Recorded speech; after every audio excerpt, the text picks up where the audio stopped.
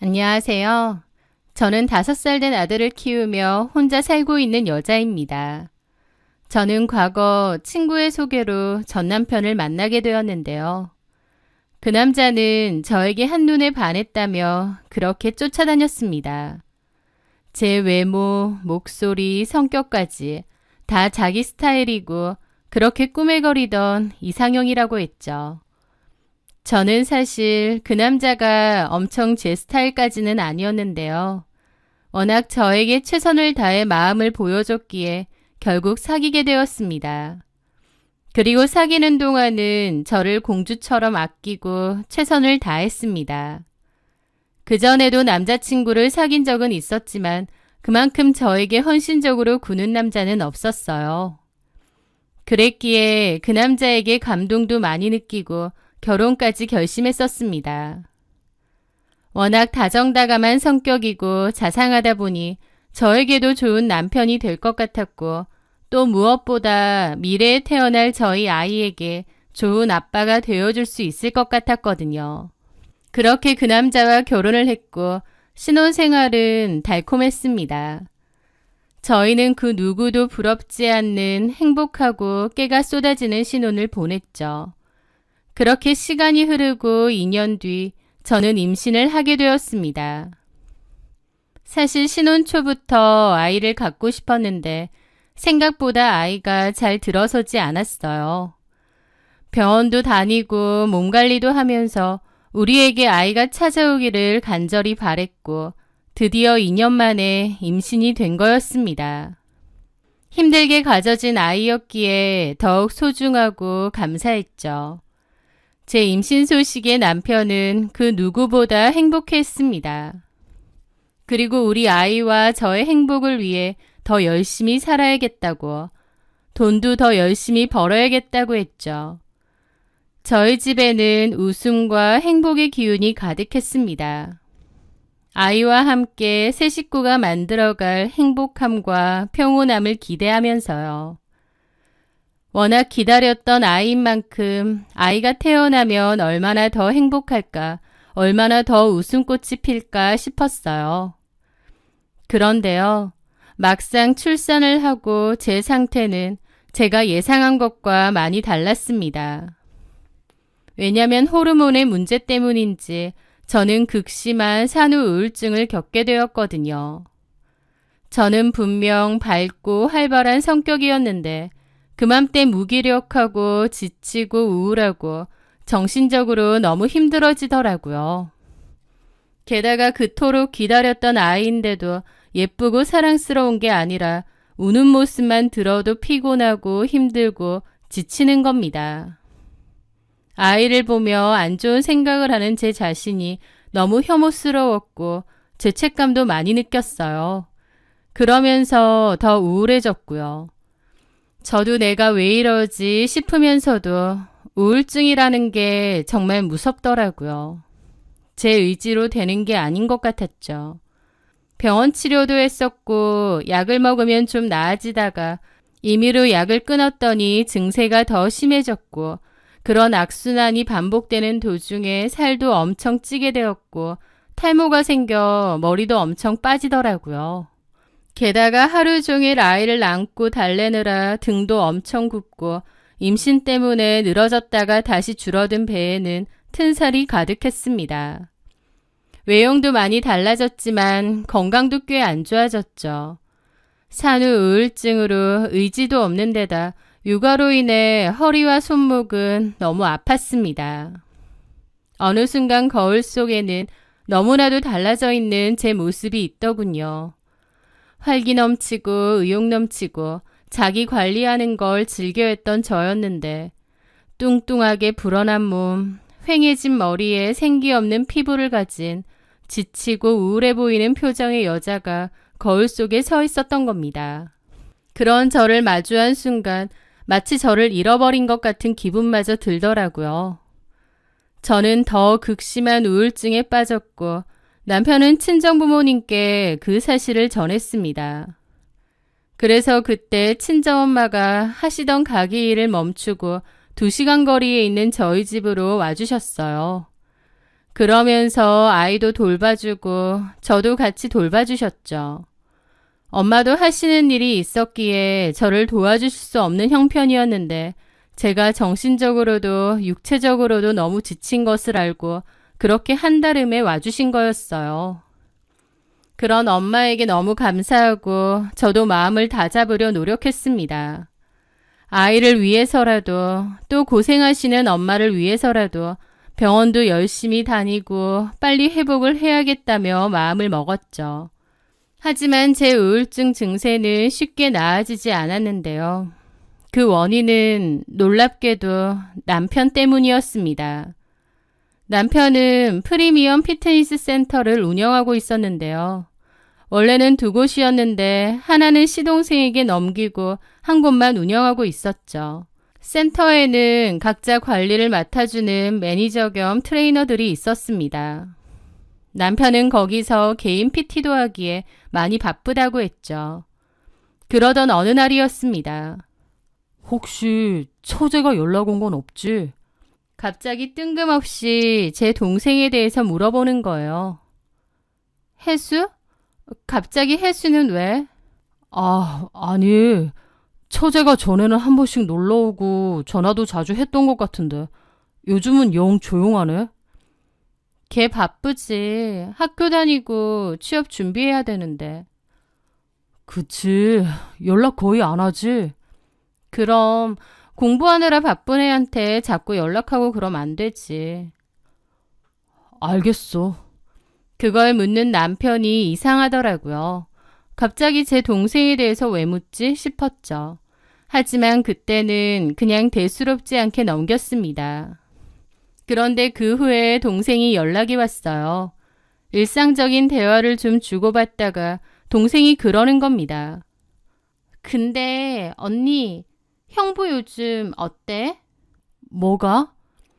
그냥 평소랑 똑같아? 그렇지. 왜? 그 순간 얼마 전 남편이 제 동생 안부를 물은 게 생각나더라고요.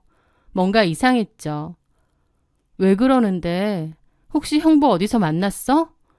그 말을 하자 동생은 굳은 얼굴로 잠깐 망설이다가 저에게 말을 하는 겁니다. 언니가 요즘 몸도 안 좋고 그런데 내가 이런 얘기 할까 말까 많이 고민했거든. 괜히 얘기했다가 언니 우울증 증세 더 심해지는 건 아닐까 걱정도 되고. 근데 솔직히 모르고 있다가 나중에 뒤통수 맞는 것보단 언니도 알고 있는 게 더 나을 것 같아. 뭔데 그래? 저번 주에 나 시험 기간이었잖아. 도서관에 자리가 없어서 집에서 공부하려고 오다가 그냥 형부 헬스장 쪽을 지나갔거든. 형부 헬스장 근처에 카페 있잖아. 거기가 조용하고 공부하기도 괜찮고 그래서 커피 한 잔 시키고 공부를 좀 하고 있었단 말이지. 그런데 잠시 후에 형부가 들어오는 거야. 근데 보니까 혼자가 아니고 그 여자랑 같이 들어오는 거야. 여자랑? 그 헬스장 매니저라는 여자 있잖아. 전에 언니가 나 등록해줘서 나도 2달 정도 헬스 다녔잖아. 그때 그 매니저 말이야. 저도 당연히 그 매니저를 압니다. 이름은 서아영이고 나이는 20대 후반이라고 했었습니다. 좀 고치긴 했지만 얼굴도 예쁘고 특히나 직업이 직업이다 보니 몸매가 아주 좋았던 기억이 있었습니다. 처음 동생이 그 얘기를 했을 땐 대수롭지 않았어요. 헬스장 매니저랑 커피 한잔 하러 카페 갈 수도 있으니까요. 그런데 사장님이랑 직원이니까 커피 사러 올 수 있지. 근데 들어올 때 내가 봤는데 분명히 둘이서 팔짱을 끼고 있었거든. 뭐라고? 팔짱? 그 순간 너무 어처구니가 없더라고요. 물론 가게 들어와서 풀긴 했지만 내가 분명히 봤어. 그래서 내가 형부하고 불렀거든. 그랬더니 형부가 엄청 놀라는 거야. 나보고 여기 왜 있느냐고. 막 횡설수설하면서 내가 묻지도 않았는데 매니저랑 식사하고 커피 마시러 온 거라느니 어쩌고 저쩌고 그러고 있더라고. 나도 팔짱 끼는 거 봤네 어쩌네 그런 말은 안 했는데 가만 보니까 두 사람 뭔가 분명히 있는 것처럼 보이는 거야. 그래서 이걸 언니한테 말할까 말까 하다가 아무래도 언니도 알고는 있어야 될 것 같아서. 동생 말에 어처구니가 없었습니다. 매니저라는 여자랑 팔짱을 끼고 다닌다뇨. 미친 거 아닌가 싶었죠. 지 와이프는 애 낳고 산후 우울증 와서 병원 다니고 고생하고 있는데 남편이란 작자는 맨날 일 바쁘다는 핑계로 집에도 늦게 들어오고 육아 참여도 거의 없었습니다. 그런데 그 와중에 가게 직원하고 수상해 보이기까지 한다뇨. 너무 기막혔지만 일단 동생에게는 엄마한테 말하지 말라고 신신당부했습니다. 그리고 몰래 남편 폰을 뒤져보게 되었죠. 그러다가 그 매니저라는 여자와의 대화창을 찾게 되었는데요. 사장과 직원 사이임에도 스스럼 없이 반말을 하는 건 기본이고 저녁에 뭘 먹으러 가자는 둥, 피곤한데 술 한잔 사달라는 둥, 누가 봐도 엄청 친하고 가까워 보이더라고요. 대화만 보면 사장과 직원이 아니라 연인 사이처럼 보일 정도로요. 그걸 보는데 우라통이 터지고 배신감에 눈물까지 났습니다. 솔직히 직접적이고 노골적으로 잠자리를 암시하는 대화는 없었지만 이 둘 사이는 누가 봐도 불륜 사이였어요. 바람이니 외도니 남의 얘기인 줄 알았는데 철석같이 믿었던 제 남편이 이러고 있으니 제가 얼마나 분통이 터졌겠나요. 저는 자는 남편을 깨워서 따져 물었습니다. 남편은 절대 그런 사이 아니라고 펄쩍 뛰었어요. 그냥 친한 사이고 직원이라서 친하게 지내는 것뿐이라고요. 사장과 직원 사이에 이렇게 반말하는 게 말이 돼? 걔 직원이기 전에 우리 학교 후배기도 해. 그러니까 친해서 그런 거지. 그냥 오빠 동생 사이. 오빠 동생? 눈 맞으면 바로 모텔 달려갈 것 같은데 그런데도 오빠 동생이란 말이지? 무슨 말도 안 되는 소리를 하고 있어. 이상한 오해하지 마. 그런 일 없었으니까. 남편은 끝까지 발뺌하며 그저 친한 오빠 동생 사이이자 사장과 직원의 관계일 뿐이라고 잡아댔습니다. 그 말을 믿은 건 아니었어요. 여자의 촉이라는 게 있고 분명 그 둘은 어떤 선을 넘은 사이 같았거든요. 하지만 저는 더 이상 남편을 질책하거나 몰아세우지 않았습니다. 왜냐면 그때 당시에 제가 심적으로 몹시 힘든 상태였기에 남편이 정말로 저를 배신했다는 게 확실시되면 제가 견딜 수 없을 것 같았거든요. 분명 뭐가 있다 싶으면서도 애써 그냥 덮어두려 했고 제 자신을 위해서 더 이상 캐지 않고 넘어간 거였죠. 그때 저는 멘탈이 안 좋은 상태여서 남편이 바람 피우는 걸 끝까지 따져 묻는 것보다 회피하는 편이 더 나을 것 같았거든요. 그래서 남편에게 경고만 했습니다. 나 의심 푼 거 아니다. 다만 한 번은 그냥 모른 척 넘어가겠다. 하지만 그 여자는 바로 자르고 앞으로 또 이런 일이 있을 시에는 뒤도 보지 않고 이혼할 것이다. 이혼할 때 이 집은 나한테 넘겨라 라고요. 남편은 끝까지 그 여자랑 자기는 아무 사이도 아닌데 왜 자기를 오해하느냐 거품을 물었습니다. 저는 그런 남편에게 그 여자랑 정말 아무 사이도 아니라면 이런 각서 쓰는 것도 별거 아니지 않느냐고 쓰라고 했죠. 남편은 알겠다며 저를 위해서 각서를 쓰겠다고 했습니다. 사실 저를 위한 것보다 남편도 뭔가 캥기는 게 있었겠죠. 어쨌든 그 여자도 헬스장에서 해고했습니다. 남편에 대한 믿음과 사랑은 그 일 이후로 희미해지긴 했어요. 하지만 가정을 위해 또 저희 아이를 위해 그 일은 제 가슴에 묻어두기로 했습니다. 어쨌든 그 여자를 해고했으니 이제 더 이상 볼 일이 없다고 생각하기도 했고요. 하지만 제가 얼마나 아니라고 순진했던 건지 오래 지나지 않아 알게 되었습니다.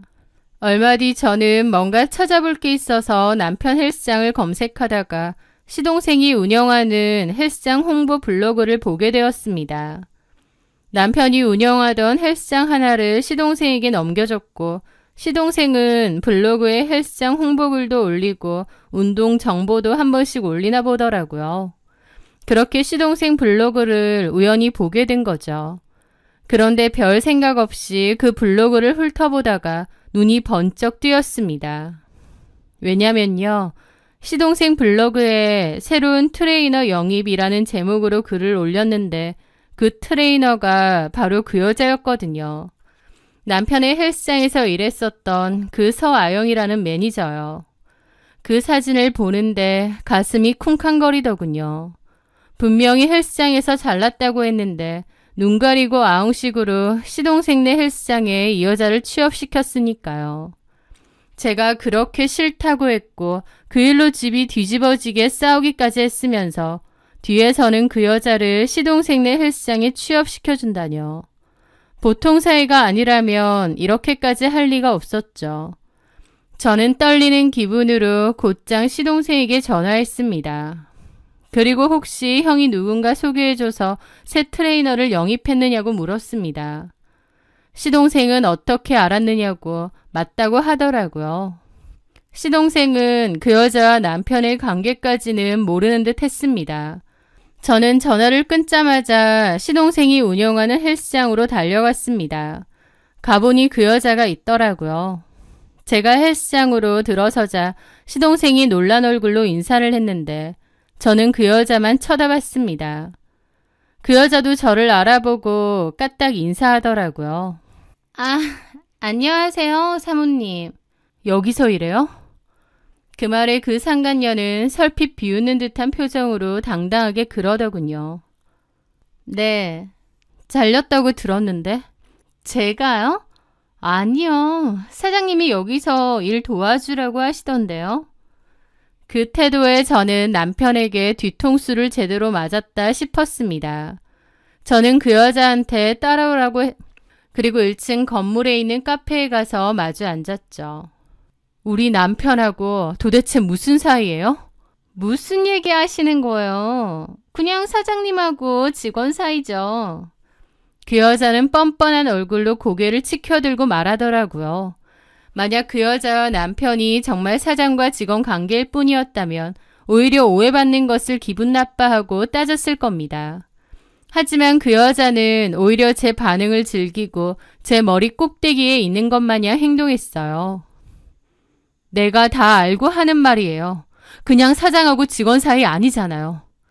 그 말에 그 여자는 코웃음을 치더군요. 선후배 사이기도 하고요. 어쨌든 사장님과 저는 그게 단데요.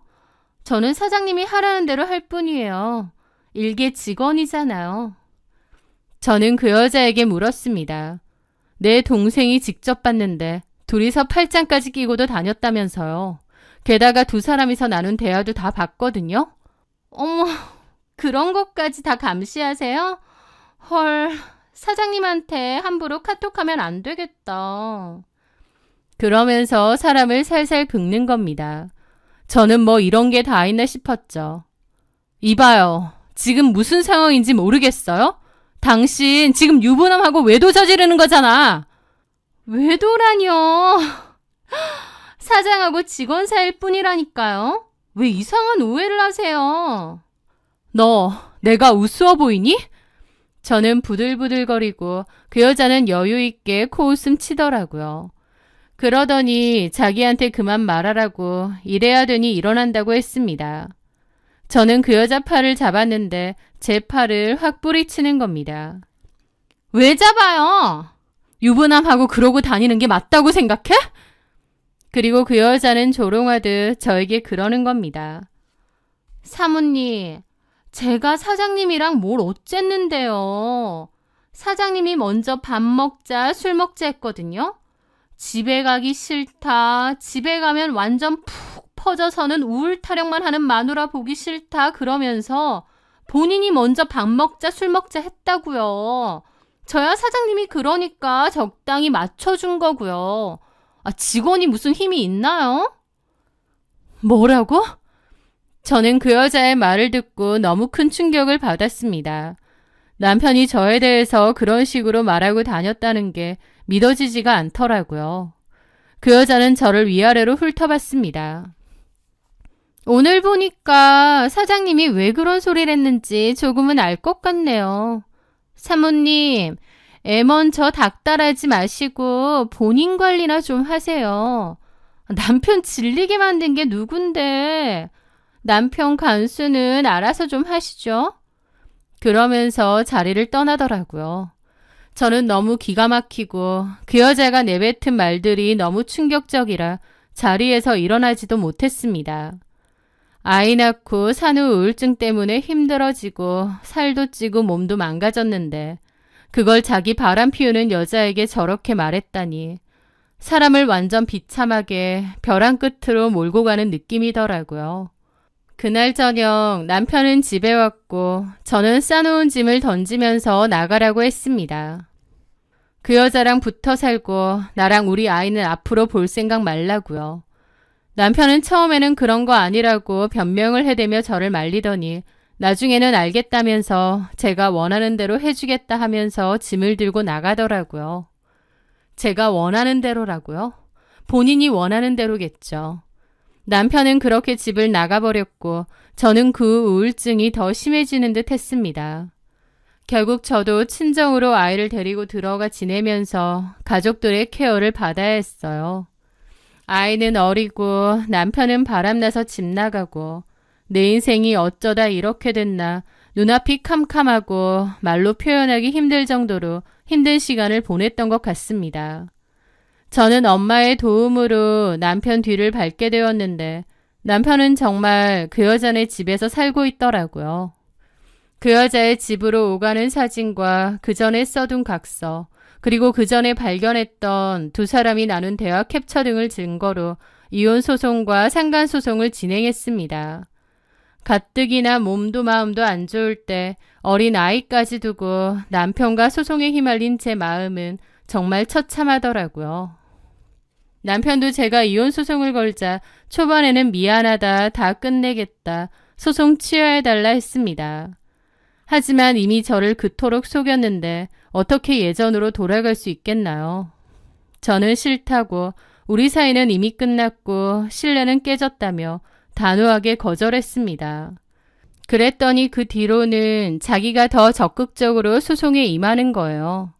하지만 남편이 발버둥 쳐봤자 증거가 확실했기에 이혼 소송과 상간 소송에서 제가 승소했고 위자료 및 양육권을 큰 무리 없이 가져올 수 있었습니다. 남편은 매달 양육비를 보내는 대신 면접 교섭권을 갖기로 했고요. 솔직히 면접 교섭권이고 뭐고 아이 얼굴도 안 보여주고 싶은데 어쩔 수 없더라고요. 남편한테 정말 질릴 대로 질렸거든요.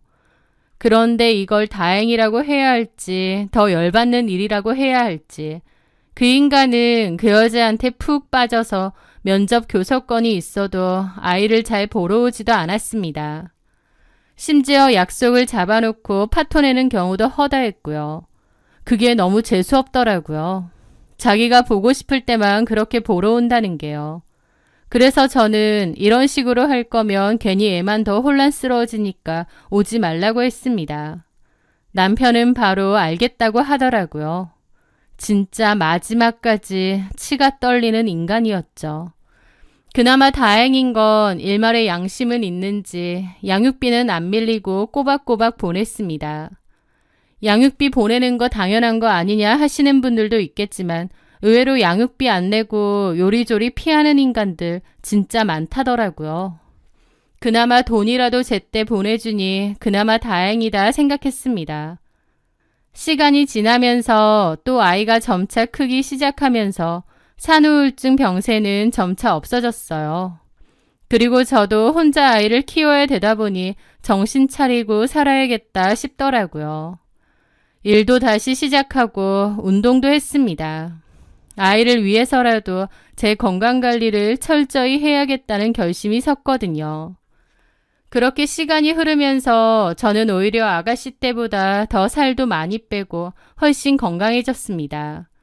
그러면서 좋은 기회로 주부 모델 일과 모바일 쇼호스트 일까지 시작하게 되었죠.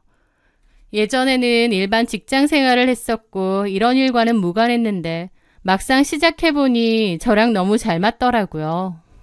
그러면서 예전에 밝고 활발한 모습을 많이 찾았고 외모도 많이 가꾸기 시작했습니다. 이혼의 아픔은 잊고 활기차게 하루하루를 살아가고 있었던 거죠. 가끔 아이가 아빠의 존재에 대해서 묻거나 궁금해할 때는 대충 외국에 있다거나 일이 너무 바쁘다고 둘러댔고요. 아빠의 부재가 아이에게 미안하기도 했지만 어쩔 수 없으니 내가 그만큼 더 잘하고 살아야겠다 생각했습니다. 그런데 어느 날 아이 유치원 하원 후 어디 들렀다가 저녁 시간에 돌아왔을 때였습니다. 누가 인기척을 하길래 보니 전 남편이 서 있는 거였죠. 저는 깜짝 놀랐습니다. 사실 바로 직전에 연락이 몇 번 와서 지우 좀 보러 가도 되겠느냐 하긴 했어요. 하지만 제가 다 씹었죠. 제가 아이 혼란스러우니 마음대로 왔다 갔다 하지 마라 라고 하긴 했지만 남편은 좋다쿠나 정말 오지 않았습니다. 마지막 면접 교섭일로부터 3년 넘게 한 번도 와볼 생각이 없었던 거죠. 아이 안부조차 안 물어봤고요. 그런데 이제 와서 갑자기 아이 보고 싶다고 찾아온 꼴이 너무 뻔뻔하게 느껴졌습니다. 답장을 안 했더니 이렇게 자기 마음대로 불쑥 찾아온 것이었죠. 당황했는데 남편은 아이를 보더니 지우야, 아빠야 그러는 겁니다. 아이도 좀 얼떨떨해했죠. 2살 정도까지는 그래도 한 번씩 보다가 그 후에 3년 정도 못 봤으니 기억도 안 났을 거고요. 저보고 아빠냐고 물을 정도였습니다. 저는 일단 그렇다고 했고 전 남편은 아이 손을 잡고 너무 많이 컸다, 이제 와서 미안하다 하며 생쇼를 하는 겁니다. 그러면서 선물을 줄 테니 들어온다고 하더라고요. 저는 일단 아이는 집 안으로 들여보내고 전 남편에게 따라오라고 했습니다. 그리고 따져 물었죠. 여기가 어디라고 와? 당신이 오고 싶으면 마음대로 와도 되는 줄 알아? 미안해. 근데 당신이 연락을 안 받았잖아. 어쨌든 내가 지우 아빠고 나 양육비도 밀린 적 없이 보냈잖아. 그런 식으로 할 거면 양육비 보내지 마. 그냥 친권이고 양육권이고 다 포기해. 나도 그 돈 몇 푼 받자고 당신하고 이런 식으로 마주하고 싶지 않아. 미안해. 근데 지우도 너무 보고 싶고. 쇼하지 마. 바람나서 그 여자 좋다고 자식이고 와이프고 다 내팽개치고 집 나가서 살았던 게 너야. 이제 와서 또 무슨 바람이 불어서 여길 찾아와? 왜? 그 여자랑 뭐 문제 있어? 그래서 이러는 거야? 제 말에 남편은 막 혼자 한숨을 내쉬더군요. 내가 진짜 잘못했어. 후회도 소용없는 거 아는데 고작 그런 애 때문에 너랑 지우까지. 나 진짜 미친놈이야. 필요 없거든? 찾아오지 마. 나 면접 교섭권 있잖아. 우리 지우 만날 수 있잖아. 오지 말라니까 냉큼 그러겠다며. 애한테 애정 없잖아. 이제 와서 왜 이래? 양육비 가지고 협박하지 마. 그건 네가 해야 할 진짜 최소한의 애비 노릇일 뿐이니까. 저랑 남편이랑 그렇게 계단에서 말싸움을 하는데 아이가 다시 나온 겁니다. 남편은 아이 이름 부르면서 막 다시 달려가고 아이도 아빠라고 하니까 좋아하더라고요. 남편은 아이를 안고 엉엉 울고 쇼를 하는데 기가 막히면서도 한편으론 그런 아빠도 아빠라고 좋아하는 아이가 너무 가여운 겁니다. 이웃 눈치도 보이고 계속 그러고 있을 수는 없어서 제가 정 보고 싶으면 면접 날짜를 정해서 오고 이렇게 다시는 불쑥 오지 말라고 했습니다. 전 남편은 코를 훌쩍거리며 알겠다고 애 좀 보여달라고 하더라고요. 그 여자랑 살고 싶어서 자식이고 뭐고 집 나갈 땐 언제고 갑자기 저러는 게 얼마나 어이가 없던지요. 그런데 문제는 아이도 그 내내 아빠 얘기만 하는 겁니다. 저희끼리 잘 살고 있었는데 갑자기 나타난 전 남편이 원망스러웠죠. 아이가 하도 아빠를 찾으니 결국 차단 풀고 면접 날짜를 정했습니다. 그 후부터 전 남편은 한 달에 한 번 찾아와 아이랑 시간을 보냈어요. 전 남편이 너무 싫었지만 그래도 아이가 좋아하고 행복해하니까 어쩔 수 없다 생각했죠. 그러던 어느 날 아이가 그러는 겁니다. 아빠랑 아쿠아리움 갈 건데 같이 가자고요. 저는 안 간다고 아빠랑 둘이서 갔다 오라고 했는데 아이는 저도 같이 가야 된다고 울고 불고 떼를 쓰는 겁니다. 전 남편도 딱 한 번만 같이 가자고 계속 그러고 아이도 뒤집어지고 저는 마지못해 알겠다고 했고 결국 다 같이 아쿠아리움도 가게 되었습니다. 전 남편 얼굴만 봐도 짜증이 나는데 아이 생각해서 그날 하루 꾹 참았죠. 그렇게 다 놀고 나서 차 타고 집으로 돌아오는데 아이는 잠이 들었습니다. 그런데 전 남편이 혼자 감상에 젖어선 이런 게 진짜 행복인 건데 자기가 너무 어리석었다느니 어쩌느니 한참을 주절거리더라고요.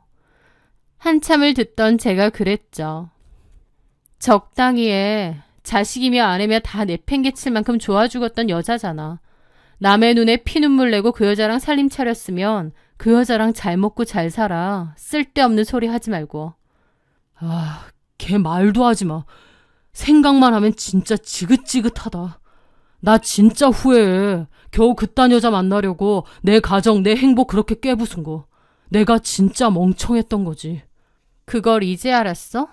미안해. 미안해 하지 마. 다 끝난 사이에 뭐가 미안해. 나 그 여자랑 진짜 갈라설 거야. 최악이야 그 여자는. 허영심에 욕심에 드글드글해서 완전 독먹는 하마에 집착도 심하고 멍청하고 내 인생 그 여자 때문에 망친 거야. 저는 남편에게 그 여자 험담을 듣는데 코웃음만 나더라고요. 이제 알겠네. 그런 식으로 그 여자한테도 내욕했지.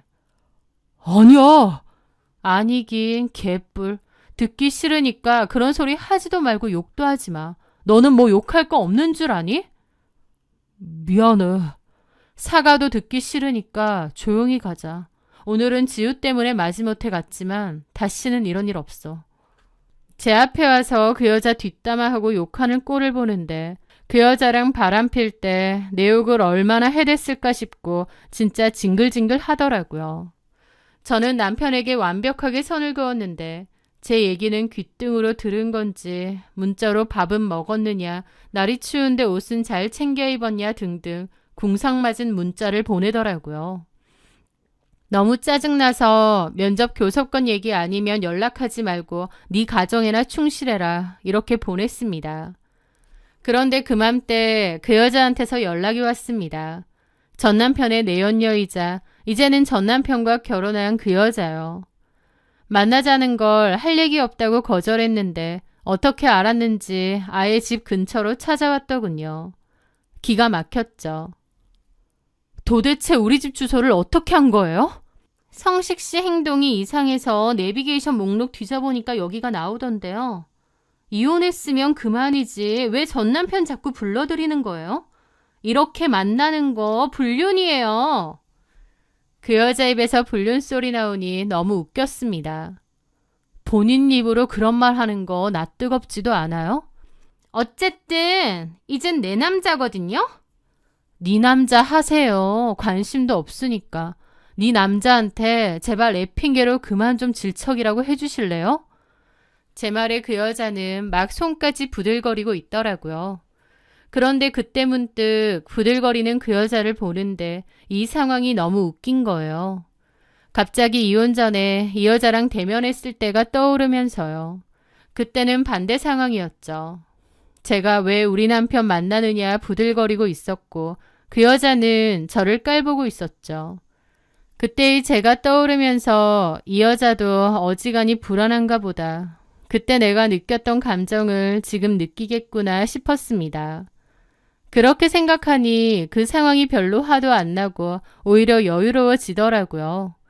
저는 빈정거리며 그랬죠. 불안해? 뭐? 엄청 불안해 보여서. 하긴 한 번 바람 피운 인간이 두 번 못 필까? 뭐라고? 애 핑계 대면서 전 남편 쑤시고 다니니까 좋아? 그 반대인데? 네 남편이 우리 지우 핑계 대면서 자꾸 연락해대는데 나 진짜 너무 진절머리 나거든? 제발 네 남편 단속 좀 해. 나한테 와서 네 욕도 엄청 많이 퍼붓는데 듣기 싫어. 뭐라더라? 허영심 많고 멍청한 데다 집착도 심해서 지긋지긋하다고. 입에 개거품 물고 욕하더라. 그래서 내가 그만 좀 하고 가정에 충실하라고 부탁까지 할 정도야. 제 말에 그 여자도 충격받은 얼굴이더군요. 성식 씨가 그렇게 말했다고? 더 심하게 말했는데 그나마 돌려 말한 거야. 어디서 이간질이야? 그렇다고 성식 씨가 너한테 돌아갈 줄 알아? 너 같으면 쓰레기 처리장에 쓰레기 버렸는데 그거 도로 들고 오고 싶겠니? 저는 폰을 꺼내 남편이 저한테 일방적으로 보내고 저는 답장조차 안 했던 문자를 열어 보여주었습니다. 그 여자는 제 폰을 확 낚아채더니 보더라고요. 전 남편이 저한테 계속 일방적으로 문자 보내고 저는 그만 좀 보내라고 네 가정에나 충실하라고 하고 남편은 그 여자랑 끝낼 거다라면서 상간녀 욕한 것도 다 있었죠. 그 여자는 얼굴이 새파랗게 질려서 문자를 보고 있더라고요. 처자식 버리고 바람 피우는 인간인데 너한테는 천년만년 충성할 것 같았니? 착각도 크다. 저는 제 폰을 다시 뺏었습니다. 제발 네 남편한테 전해줄래? 이딴 쓰레기 같은 문자 자꾸 보내면 스토커로 신고할 거라고. 왜 이렇게 쌍으로 질척거려 지긋지긋하게. 저는 가방을 챙겨 자리에서 벗어났죠. 고개를 문득 돌려보니 그 여자는 얼굴이 창백해져서 부들부들 떨고 있더라고요. 그땐 이렇게 될 줄 몰랐지? 똑같이 당해보니 네 기분은 어떠냐 묻고 싶을 지경이었습니다. 다음날 전 남편이 전화가 와서 그 여자한테 문자 내역 다 보여줬느냐고 따져 묻더라고요. 그렇다고 했습니다. 전 남편은 한숨을 막 쉬면서 그 일로 어제 집안 박살나게 싸웠고 자기는 얼굴에 손톱으로 그인 자국이 줄줄 났다고 하더라고요. 폭행까지 당했다며 자기도 이제는 못 참는다고 그 여자랑은 진짜 이혼할 거라고 하면서요. 저는 그러든지 말든지 알아서 하고 쓸데없는 문자하거나 계속 연락하면 스토커로 신고할 거라고 다시 말했습니다.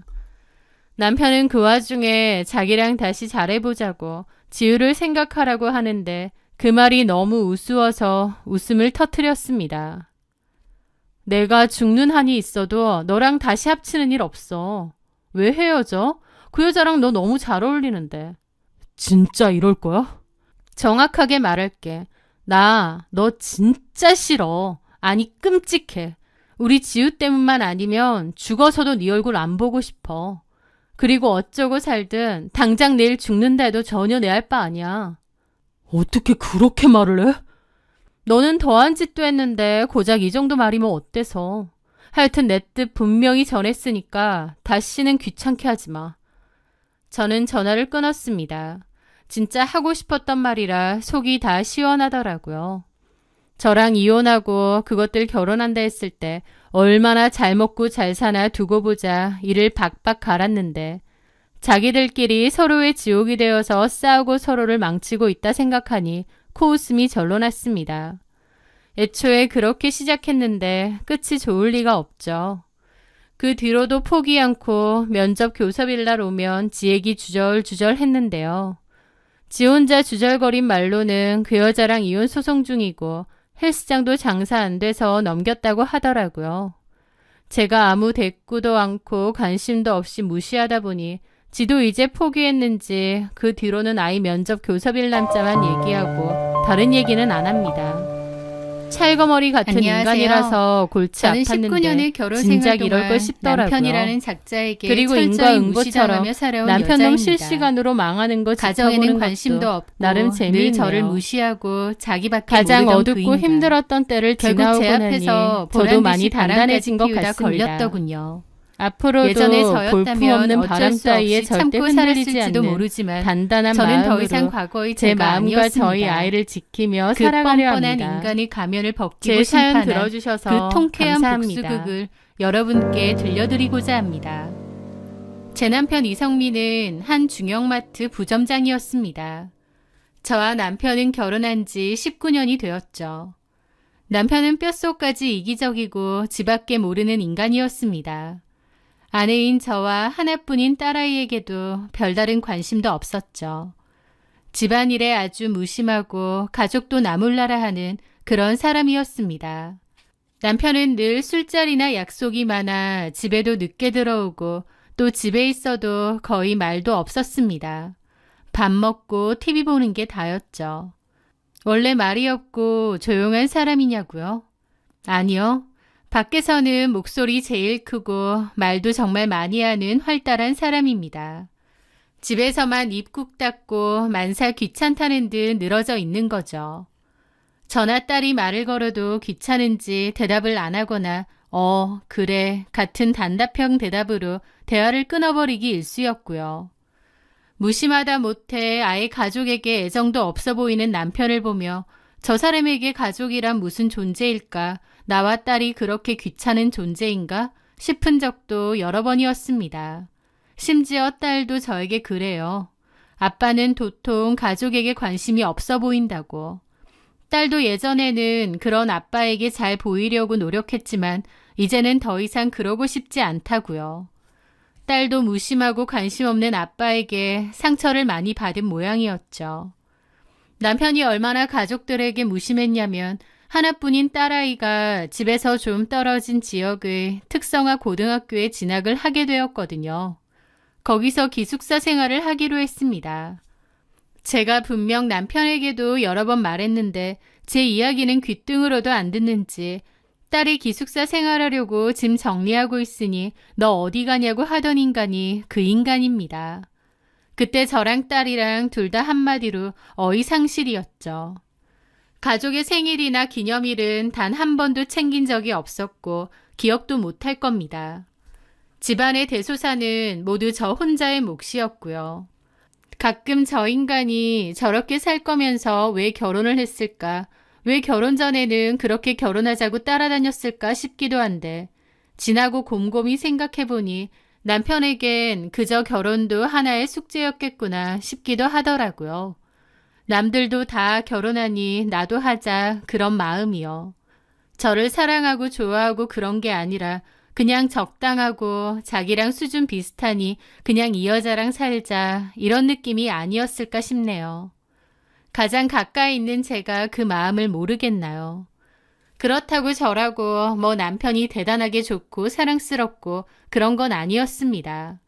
그래도 저는 결혼에 대한 책임감이라도 있었고 이 결혼 생활을 잘 유지하려는 노력은 있었다면 남편은 그런 것조차도 귀찮아하는 느낌이랄까요? 한마디로 잡은 물고기가 죽든지 말든지 관심도 없는 인간이었죠. 한 번은 제가 몸살 감기로 끙끙 앓아누워 도저히 몸을 일으킬 수가 없던 날이 있었는데요. 밥도 못 먹고 하루를 꼬박 앓고 밤새도록 잠도 못 잤죠. 남편은 그 옆에서 쿨쿨 자고요. 배도 너무 고프고 힘들어서 아침에 일어난 남편에게 죽이라도 좀 사달라고 부탁했는데 그는 인상을 찌푸리며 이렇게 말하더군요. 아침밥은 나 출근해야 하는데. 제가 황당해서 벙쪄 있었습니다. 아내가 전날 하루 종일 못 먹고 아파서 끙끙대고 있었는데 괜찮냐는 말 한마디 없이 자기 아침밥 없냐는 거예요. 제가 기가 막혀서 지금 나 아픈 거 안 보이냐, 내가 밥을 할 상태냐고 하니 남편 한다는 말이 전날 저녁에 국이라도 끓여놓지 그랬냐며 나가더라고요. 와, 그때의 그 기분이란 저 인간한테 나는 정말 아무것도 아니구나 싶은데 그게 서럽기도 하고 어이없기도 하고 저도 그런 일을 여러 번 겪으면서 남편에 대한 모든 정을 다 거뒀던 것 같아요. 그동안 상처도 많이 받으면서 이런 인간과 왜 결혼했을까 수백 번, 수천 번 후회도 많이 했습니다. 하지만 그냥 참고 별다른 애정도 마음도 없이 살게 되었던 것 같아요. 그런데 그런 남편과 제 관계를 끝내줄 결정적인 사건이 하나 생겼죠. 어느 날 저는 볼 일이 있어서 좀 일찍 퇴근을 했습니다.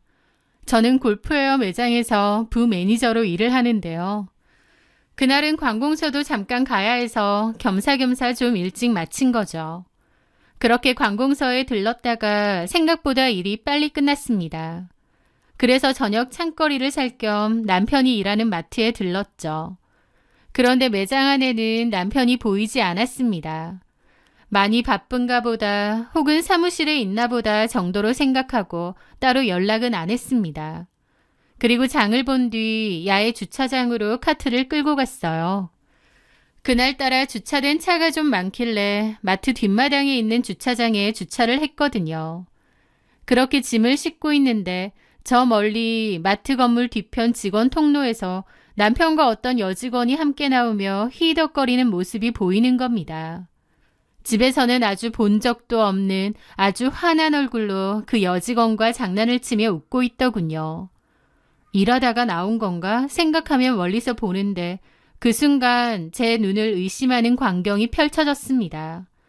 남편이 아주 자연스럽게 여자의 엉덩이를 주무르는 겁니다. 그 여자도 그냥 웃고 장난치고요. 그건 실수도 뭣도 아니었습니다. 너무 익숙해 보였고 자연스럽고 친밀해 보이는 거예요. 한마디로 보통 사이가 아니었던 거죠. 저는 벙찐 채로 그 모습을 보고 있었습니다. 그리고 떨리는 목소리로 멀어지는 남편의 이름을 불렀죠. 혜수 아빠! 제 목소리에 남편은 돌아보더니 저를 보고 질겁을 하더라고요. 옆에 있던 그 여자도 엄청 당황하고요. 저는 그들에게 다가갔습니다. 언제부터 여길... 두 사람, 뭐야? 뭐가? 내가 다 봤어. 방금 이 여자 엉덩이 만졌지?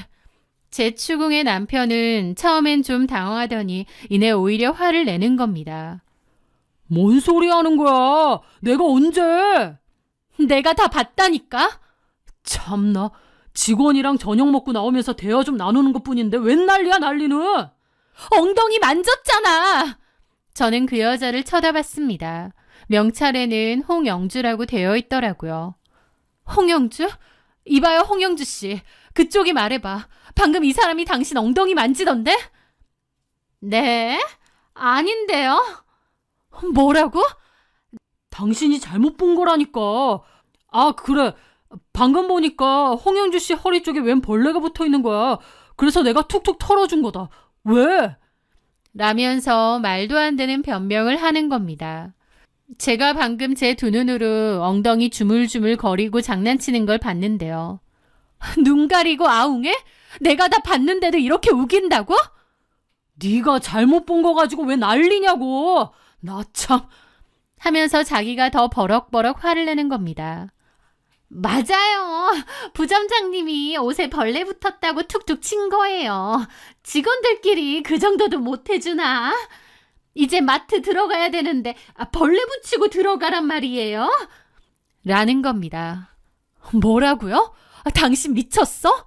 직장 상사가 당신 엉덩이 주물거렸는데 벌레? 그런 적 없다니까요. 만약 그랬으면 내가 부점장님 성추행으로 신고해야겠네요. 내가 그런 적 없다는데 왜 이래? 라면서 자기가 더 뻔뻔하게 큰 소리 치는 겁니다. 아, 일 크게 만들지 말고 살 거 다 샀으면 집에 가. 왜 유난 떨고 난리야? 라면서 자기들끼리 저를 흘겨보고 직원 통로 쪽으로 쌩하니 가버리는 겁니다. 진짜 기가 막힌 상황이었죠. 남편이 다른 여자 엉덩이 만지는 걸 분명 제 두 눈으로 봤는데 그 두 사람이 보통 사이가 아니라는 걸 단박에 알겠는데 그런 적 없다고 아득바득 우기면서 저만 바보 만드는 상황인 거예요. 저는 한참을 그 자리에 서서 부들부들 떨어야 했습니다. 사실 남편의 외도는 이번이 처음이 아니었습니다. 5년 전에도 한번 업소에 가서 여자랑 잤던 걸 저한테 들켰거든요. 그때도 저는 이혼하겠다고 길길이 날뛰었죠. 남편은 정식으로 바람핀 것도 아니고 그냥 친구들끼리 업소 갔다가 그렇게 된 거라고 무슨 말 같지도 않은 해명을 했는데 외간 여자랑 뒹굴고 온 주제에 참 뻔뻔하다 싶었죠. 저는 너 같은 인간은 더러워서 같이 못 살겠다고 했고 한바탕 싸우고 이혼 한 해 만에 했습니다. 하지만요, 결론적으로 이혼하지 못했습니다. 마음은 이혼인데 저에게는 그때 당시 아무런 경제력이 없었기 때문이죠. 아이도 어렸고요. 결혼 전 백화점에서 잠깐 일을 했었고 결혼 후에는 내내 전업주부로 살았거든요. 그런데 그때는 딸도 어렸고 내가 당장 나와서 뭘 해먹고 살 수 있을까 눈앞이 캄캄하더라고요. 그렇다고 도움받을 만한 친정이 있는 것도 아니고요. 결국 저는 남편의 다시는 안 그러겠다는 가짜는 약속을 받고 눈물을 머금고 그 일을 덮어야만 했습니다. 남편은 잘못했다고 하지만 진짜 반성한 게 아니었고 어차피 제가 경제력 때문에 이혼하기 힘들다는 걸 누구보다 잘 알았어요.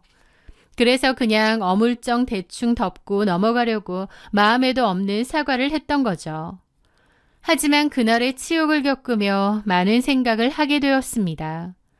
평생을 가족만 바라보며 남편이라는 울타리 안에서 살아왔던 제 자신이 너무나 한심하고 비참하게 느껴졌던 거죠. 그때부터 다시 일자리를 알아봤는데 별다른 경력 같은 게 없다 보니 취업이 쉬운 일은 아니었습니다. 그나마도 결혼 전 옷가게에서 일했던 경험이 있었기에 그쪽으로 일을 알아보려 했는데 다행히 아울렛 쪽에 골프웨어 의류 매장에 취업을 할 수 있었어요. 그렇게 일을 하다가 지금은 부매니저 직급까지 달았고요. 오랜만에 다시 시작한 사회생활은 녹록지 않았습니다.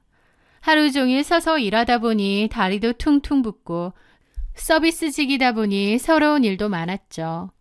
하지만 돈이 없어 이혼조차 마음대로 하지 못했던 그때보다는 훨씬 마음이 낫더라고요. 그때의 그 치욕감, 그 무력감, 2번 다시는 겪고 싶지 않았거든요. 월급이 엄청 많지는 않아도 어쨌든 저도 제 직업을 갖고 돈도 벌고 있었고 또 그때는 더 어렸던 아이도 고등학생이 된 데다 타지 생활을 하고 있었고 5년 전처럼 이혼을 아예 고려하기 힘든 상황은 아니었던 겁니다. 그리고 저 역시도 남편의 외도를 2번이나 봐줄 수는 없었습니다. 이혼이라는 게 쉬운 것도 아니지만 또 그렇게 복잡하고 어려울 것도 아니라고 생각해요. 남편이랑 저랑 대단히 애정 넘치는 부부도 아니었고 솔직히 같은 집 산다 뿐이지 남남이나 다름없었습니다. 그런데 남편은 바람까지 피워대고 저렇게 뻔뻔하게 나오니 제가 더 참을 이유도 없었죠. 그런데요, 문제는 증거였습니다. 주차장에서 분명 그 2 사람의 애정 행각을 받고 심증은 있지만 제대로 된 증거가 없었던 거죠. 남편의 핸드폰이라도 뒤져보고 싶은데 문제는 그 인간의 핸드폰은 철옹성과도 같았다는 겁니다. 화장실 갈 때도 심지어 잠을 잘 때도 주머니에 넣고 다니거나 손에 들고 다니거든요. 비밀이 엄청 많은 인간이었던 거죠. 게다가 저는 휴대폰 잠금 비밀번호도 모릅니다. 그러니 증거를 잡아낼 수도 없었죠. 그날 저녁 저는 남편한테 이혼하자고 그리고 당신이 저지른 짓은 다 폭로할 거라고 했습니다. 그랬더니 남편은 오히려 저를 비웃으며 협박까지 하는 거예요. 폭로는 개뿔. 증거 있어? 내 친구 중에 변호사 친구 있는 거 알지? 걔 말로는 증거도 없이 그런 소리 해대는 건 명백한 명예훼손이래. 당신 위자료 물고 싶어? 고소해줄까? 뭐라고? 야, 이 뻔뻔한 인간아. 너는 최소한의 미안하다는 감정도 없냐? 5년 전에 딴 여자랑 잔 거 들켜서 그 난리가 났으며 최소한 조심이라도 하던가. 마트에서 직원하고 그러고 다녀? 그 여자도 유부녀지. 아주 둘 다 정신 나갔네. 소설 쓰고 자빠졌네. 내가 잘못한 게 없는데 뭘 미안해. 나 그런 적 없다니까. 홍영주 씨랑은 그냥 직장 동료야. 직장 동료 옷에 벌레 붙어 있는데 그냥 모른 척해? 그걸로 이혼소송 걸어보든가. 내 남편이 직장 동료 옷에 있던 벌레를 떼주었습니다. 도저히 못 참겠으니 이혼하겠습니다. 라고 해보라고 어디. 그의 거들먹거리는 모습에 인간으로서의 정이 다 떨어졌습니다. 잘못한 주제에 증거 없지 않냐고 고개 뻣뻣이 쳐들고 오히려 저를 조롱하는데 진짜 열받더라고요. 그런데 저 인간은 막상 이혼소송이 시작되면 물불 안 가릴 것 같고 또 제가 폭로라도 하면 진짜로 저를 고소하고도 남을 인간이었습니다. 그래서 저는 어떻게든 증거를 얻고 그 증거를 이용해야겠다는 생각뿐이었죠. 하지만 남편의 핸드폰도 블랙박스도 도무지 접근하기가 힘들어서 뭘 어떻게 해야 하나 고심하던 차였습니다. 그런데 어느 날 밤 저에게 기회가 생겼죠. 그날 남편은 술에 취해 밤늦게 들어왔습니다. 그리고는 대뜸 저에게 시비를 걸기 시작했죠. 어이, 최선희 씨. 나랑 이혼한다더니 왜 아직도 안 하고 이 집에 붙어 있어? 이혼 서류 들고 와. 도장 찍어 줄 테니까. 저는 어이가 없어서 무시했습니다. 그런데도 남편은 왜? 맨날 말은 이혼하겠다고 하는데 막상 하려니까 짜쳐? 그러면 그냥 찌그러져 살아. 이혼은 개뿔. 참 볼수록 뻔뻔하네. 나한테 최소한의 미안한 감정도 없지. 넌 진짜 인간 새끼 아니다. 뭐가 어째? 말 다 했어? 내가 하고 싶은 말이 이것만 있겠어? 아, 그래서 어쩌라고. 이혼해준다고. 이혼 서류 들고 오라고. 나도 너랑 살기 싫어. 누구는 뭐 너랑 대단히 같이 살고 싶어서 그런 줄 알아? 이혼 서류 갖고 와봐. 라면서 남편과 저는 한바탕 싸움이 일어났죠. 그리고 저는 도저히 못 참겠어서 짐 대충 챙겨서 집을 뛰쳐나왔습니다. 남편은 잘 가라며 그 길로 영원히 나가라고 소리치더라고요. 그런데 막상 집을 나와 가다 보니 문득 지갑을 놓고 온 거예요. 급히 나오다 보니 짐 챙기고 휴대폰과 차키까지는 챙겼는데 지갑을 안 들고 온 거였죠. 솔직히 마음 같아선 다시 들어가기도 싫은데 지갑이 있어야 찜질방이든 호텔이든 갈 수 있잖아요. 어쩔 수 없이 차를 돌려 다시 집으로 돌아갔습니다. 남편이 아직 거실에 있을까 생각하며 들어가 봤는데 집안은 술 냄새와 남편이 벗어던진 옷가지들로 엉망이었죠. 그런데 불은 켜져 있는 채로 남편은 거실에 없더군요. 보니 방에 들어가서 코를 골고 자고 있는 겁니다. 아내가 집을 나가던지 말던지 신경도 안 쓰고 골아 떨어진 거죠. 그 꼬라지를 보고 기가 막혀서 나오려는데 문득 제 눈길을 사로잡는 게 있었습니다. 바로 침대 밑에 떨어져 있는 남편의 핸드폰이었습니다. 남편은 핸드폰을 무조건 사수하기 때문에 평소에 잘 때까지도 주머니에 넣고 자거나 베개 밑에 넣고 잡니다. 그런데 그날은 술에 취해 뒹굴다가 핸드폰이 침대 밑으로 떨어진 모양이었습니다. 그것을 보는 순간 기회다 싶더라고요. 철옹성이나 다름없던 남편의 핸드폰이 무방비로 놓여져 있었으니까요. 이건 하늘이 주신 기회였습니다. 저는 살금살금 안방으로 들어가 핸드폰을 집어들었습니다. 역시나 비밀번호가 걸려 있더군요. 제 심장이 미친 듯이 뛰기 시작했습니다. 딸아이의 생일, 우리 결혼기념일 몇 가지를 눌러봤지만 풀리지 않았습니다. 계속 시도를 하면 핸드폰이 잠길 수도 있기에 여기서 포기해야 하나 싶던 그 순간 설마 하며 저희 집 비밀번호를 눌러봤습니다. 남편은 단순한 사람이었기에 비번을 새로 만들었을 것 같지는 않고 익숙한 번호를 쓸 것 같았거든요. 그런데 그 번호를 누르는 순간 잠금이 풀리는 겁니다. 저는 그 순간 환호성을 지를 뻔하다가 꾹 참았습니다. 그리고 그 안을 샅샅이 뒤져보게 되었죠. 남편이 그렇게 필사적으로 핸드폰을 지킨 만큼 남편의 핸드폰에는 갖가지 증거가 가득했습니다. 사진첩에는 남편과 홍영주가 함께 찍은 추잡스러운 사진들이 가득했거든요. 남편이 모텔방에서 자고 있는 홍영주를 몰래 찍은 사진도 있고 얼굴 붙이고 같이 찍은 셀카도 있고요.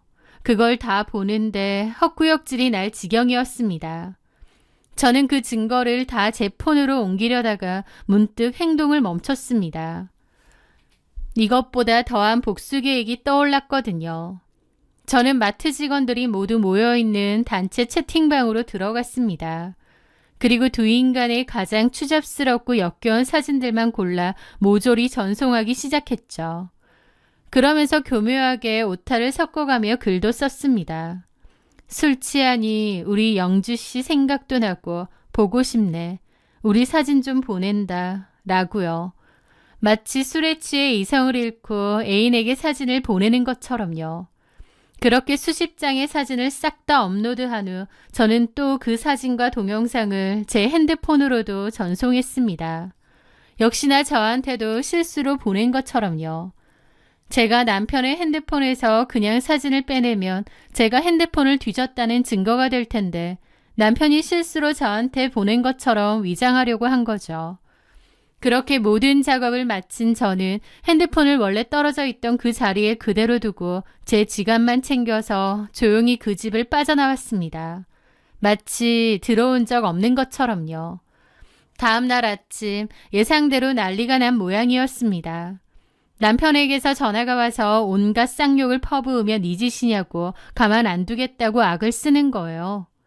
저는 아주 태연하고 차분한 목소리로 대답했습니다.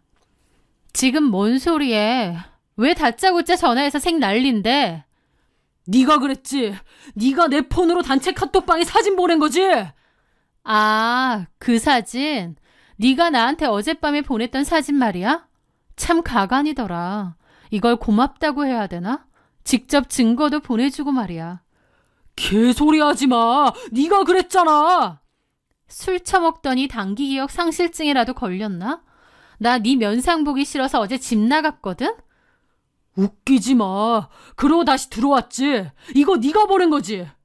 나는 이런 거 보낸 적이 없는데 지금 마트가 발칵 뒤집혀졌다고.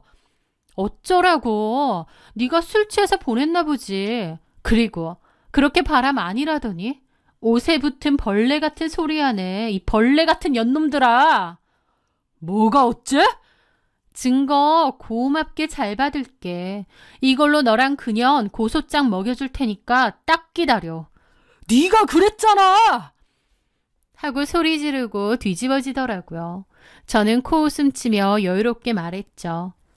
헛소리 하지 마. 증거 있어? 증거 있냐고. 제가 증거 있냐고 따지고 들자 남편은 아무 말도 못했습니다. 증거가 없었으니까요. 분명 제 눈앞에서 외도의 현장을 들켰으면서도 증거 있냐고 큰 소리치던 남편이 저한테 똑같은 소리를 들으니 아무 말도 못하더군요. 그렇게 그 단톡방 사건으로 남편의 외도 사실은 걷잡을 수 없이 퍼졌습니다. 남편은 뻔뻔하게도 마트에 출근을 했나 본데 그 직원들이 얼마나 수군거렸겠나요. 게다가 며칠 뒤 마트에 홍영주 남편이 쳐들어와 남편 멱살잡이 했다고 하더라고요. 마트에서 대놓고 싸움이 났다 보니 동네방네 소문이 다 났다고 했습니다. 마트는 순식간에 아수라장이 되었고 사방에서 사람들이 이 막장 드라마를 두 눈으로 구경했다고 하더군요.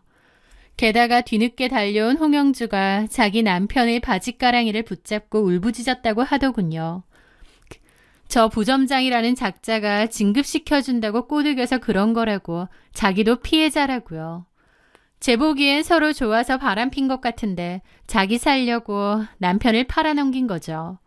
물론 그 말을 누가 믿겠나요? 그 소동에 경찰까지 출동했고 온갖 동네 맘카페와 커뮤니티에 쫙 퍼졌습니다. 그 난동 사건으로 마트는 발칵 뒤집혔고 소문은 걷잡을 수 없이 퍼져나가 마트 본사까지 소식이 들어간 모양이에요. 결국 남편과 홍영주는 본사 징계위원회에 호출되었고 직장 내 불륜 및 품위 유지 의무 위반이라는 사유로 불명예스럽게 해고당했다고 하더군요. 그뿐만이 아니었습니다. 남편은 홍영주의 남편에게 거액의 상간남 위자료 청구 소송까지 당했죠. 저 역시도 그 두 인간을 상대로 이혼 및 상간녀 위자료 청구 소송을 동시에 진행했습니다. 남편은 끝까지 제가 의도적으로 자기 핸드폰으로 사진을 유출시킨 거라고 우겼는데 우기면 뭐 하나요? 증거가 없는데. 그렇게 증거 하더니 본인이야말로 증거 하나 없이 우겨대니 될 리가 없죠. 반대로 저는 증거가 넘쳐났고요. 저희 쪽에서 제출한 수십 장의 불륜 사진으로 저는 완벽하게 승소했고 두 인간에게서 두둑한 위자료를 받아냈습니다. 더불어 재산분할까지 받고 그 지긋지긋한 결혼 생활의 마침표를 찍을 수 있었죠. 그 둘에게서 받은 위자료가 통장에 들어온 순간 19년 묵은 채증이 내려가는 기분마저 들더라고요. 남편은 평생 다닌 마트 퇴직금으로 양쪽의 위자료를 물어주어야 했고요. 저는 남편과 이혼 후 저 혼자 지낼 새로운 집을 구했습니다. 방학이나 주말에 딸이 내려오면 같이 지낼 수 있게끔 새로운 보금자리를 꾸렸죠. 남편이 얼마나 개차반이었고 아빠에 대한 실망이 컸는지 저희 딸조차도 이혼 소식에 대해 담담하더라고요. 한순간도 가정에 충실했던 적 없는 남편. 그렇게 원하던 싱글 됐으니 이제 알아서 마음대로 살길 바랍니다. 저도 남편이란 작자와 끝냈으니 더 이상 속 썩을 일도 없이 편하게 좀 살아보려 하네요. 제 사연 들어주셔서 감사합니다.